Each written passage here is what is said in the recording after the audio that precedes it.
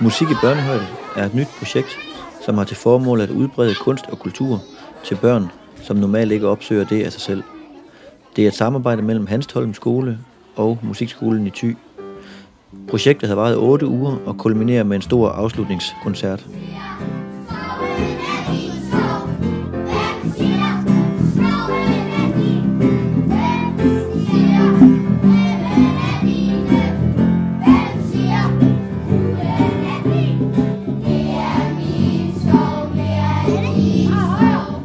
Du står her som musiklærer på Hanstholm Skole til daglig.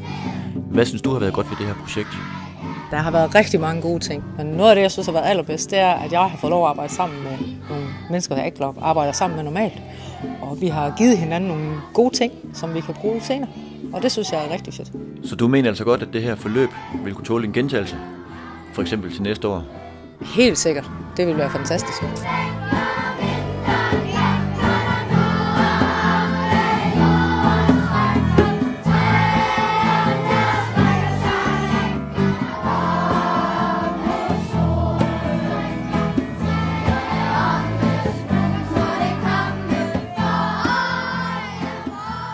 Nu lige her inden koncerten begynder, så kan jeg lige spørge dig, hvad synes du eleverne har fået ud af det her? Er de blevet mere læringsparate? Læringsparate, det ved jeg ikke, hvad man kan sige. De har i hvert fald fundet ud af, at musik det er teamwork, og der er ikke nogen, der skal kun et dårligt led i kæden til at få det hele til at køre sporet.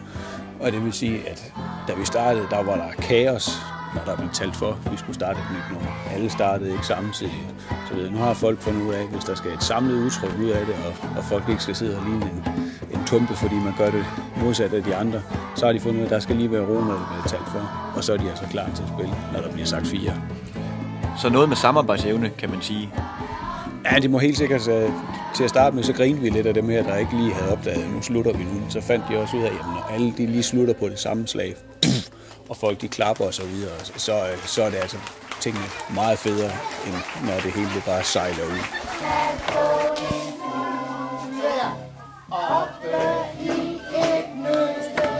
Udover at eleverne har spillet, danset og sunget, har en del af projektet bestået i at bygge instrumenter selv, og efterfølgende bruge dem i undervisningen og til koncerten. Herved inddrager man faget natur og teknik.